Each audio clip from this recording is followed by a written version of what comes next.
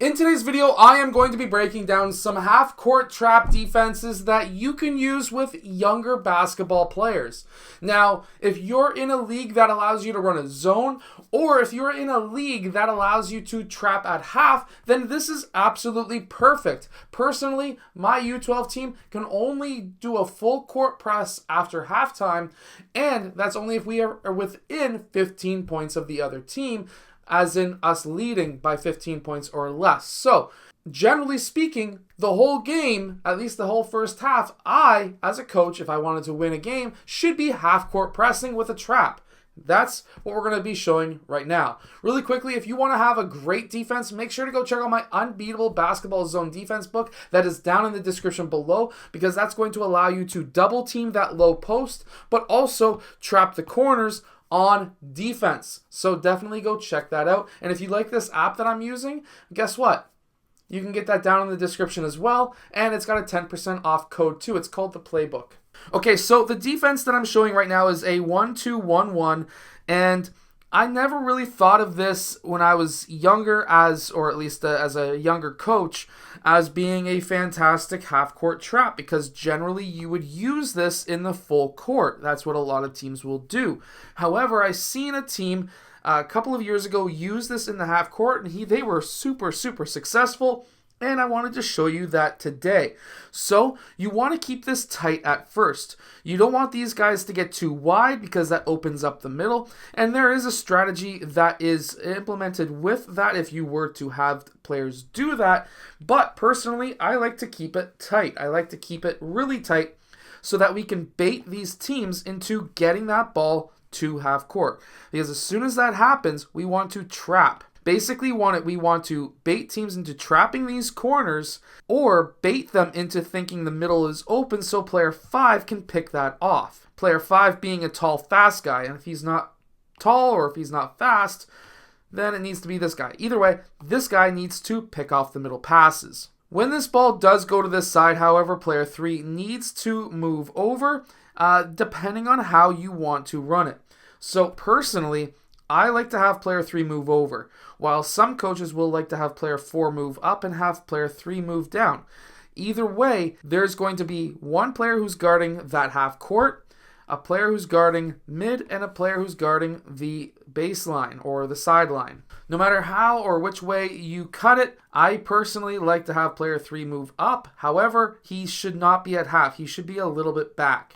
The reason why I like to have this player just a little bit back is because if there is a reverse pass out, he doesn't want to be up here trying to make it so that this guy can't pass it. He wants to make it so that you want to pass it so he can intercept it and go back down the other way. This is a better option than just letting this ball die on the sideline, because now the other team gets to go back, set up their defense, and you got to try and beat them again. Meanwhile, if you can just bait them into passing this ball, and you intercept it, and then you're going back the other way with zero defense, that is so much better. Now, the reason why you want to bait the middle is because now we would have player 4 sitting maybe just inside the 3, maybe outside the 3, depending on how big your court is. If they are to run a offense to try and get that ball up middle, generally speaking, pass from here to this big guy should be intercepted every single time by player 4. That should be a very easy pass to intercept. If they pass to the sideline first and these guys start looking to set up, this is why I personally like player 3 to come down low at first instead of high. Because if he goes high and they pass this ball, he needs to now go back this way, and we're just going to allow them to set up the defense. If he goes low first to get behind this player, maybe to a point where maybe player 3 doesn't even see him, he can intercept this pass from behind, and now all of his momentum is going down court. These guys can spread out, he can get that steal, and he can make some passes, and we can go 3-on-1 or 3-on-2 and get some easy situations on the other end of the court. The whole main idea is to not allow the ball to be passed. You want the ball to be passed, you just got to intercept that pass. You want to bait them into passing. So that's a great defense to run, and of course, if you're running it with younger players, they may not be able to get it right away. It might take you a while to be able to teach it. But remember, I am a big proponent of teaching man-to-man defense first before zone, because in man-to-man defense, if taught properly, you are going to be able to teach them zone principles inside that man-to-man. Because remember, on help side, one guy may be looking to guard two guys at once. He's now in a zone while inside of man. That will then teach them how to run a zone defense once you teach them man-to-man. Next is a 1-3-1, and while there are some coaches who just desperately hate this defense, I actually quite like it if it's ran properly, and it comes down to being able to run it properly. So, what I mean by that is these guys are a little bit tighter. We don't want these guys to be too far apart. We want them to be a bit tighter so that we can bait teams into going towards the sideline. Now, as soon as this player gets that ball past half, we should be sprinting to try and trap. Player 2 needs to be moving over, and player 5, he should be looking to stay where he is, and player 4 needs to be moving up. Or you can have player 5 move up a bit and player 4 sink down.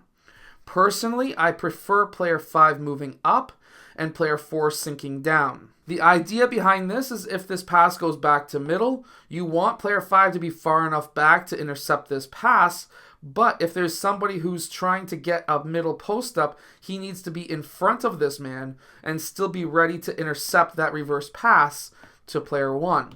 Player 2 needs to move over because, of course, this pass to player 5 needs to be intercepted or at least tipped so that he can't get it there. Now, how you would set this up is not like most other zones. This zone defense has to be set up with the right type of player. If you do not have the right type of player, it's not going to work. You need a tall player who's fast at the back. You need a strong tall player, preferably fast, in the middle. And then you need long arms on the sides. And you need a guard or a fast player up top. If you do not have two players on the court with long arms, this zone will generally not work for you. Now, this next zone is actually one of the 3 zones that I run with, or I shouldn't say zones, I also run other zones as well, like my unbeatable zone defense that is down in the description below, but it's not a half-court trap, it's a baseline trap. It's different. However, with this defense I'm about to show you, I have 3 different options for it. I'm only going to show you one of the options because, of course, I want to keep it secret because it works just so darn well. Anyways, here's the option. It's almost like a 2-1-2, where you would have 2 guys up top, 1 in the middle, and 2 in the bottom. However, because we're running with younger players, it's actually more like a triangle and 2, where you've got your triangle of players, and if the ball's on this side, they're going to move over just like a triangle. If the ball's on this side, they're going to move over and guard this side, still in their triangle. Meanwhile, let's put these guys back to where they were. Meanwhile, one of the 3 options that I like to run is to have player 2 chase the ball wherever it goes on this side of the court. Meanwhile, player 1 chases the ball everywhere on this side of the court. This means that if the ball gets past half, it's man on while these guys are protecting the key. Remember, with younger teams, they don't generally shoot threes extremely well, and they always dribble to the corners, which then allows us to do our next part, which is, of course, they're going to automatically pass to the corner because he's being pressured. They want to get rid of the ball. Anytime you're pressuring at half, that's going to speed up the other team's offense. They may not be able to run their plays, which means that you're going to be successful. He's going to have a man on. Player 3 is going to cover high post. Player 5 covers low post. And because player 1 is chasing everyone on this side of the court, we're going to have player 1 and 4 trapping in that corner. The high and low post is taken away, and this big wing area is wide open, but teams don't really look at that. And to protect this lob pass over to the other side, remember that imaginary line? This ball is right here, which means that the chaser on this side is right here. We are now essentially in a 1-3 zone or a 2-3 corner trap. If this ball does make its way back up top, player 3 shadows it until player 1 gets there. If they pass this ball around, player 1 chases, player 2's already there. He should be already there to intercept this pass because these guys are still in their zone. Player 1 is man on, and because the ball is here, player 2 should be here, which means that if this pass goes here, player 2 needs to intercept that pass, and now he's going back down the other side of the court. This is a fun zone to run with pretty much any team. You can run this with even older guys, and it works for a small period of time until the other team figures out that they need to pass the ball extremely quickly, and then it's beat.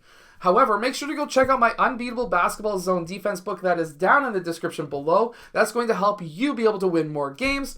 Anyways, I hope that this video has helped. If you like the app also, make sure to go check it out down in the description too. It's called Playbook. And I'll see you guys again in my next video.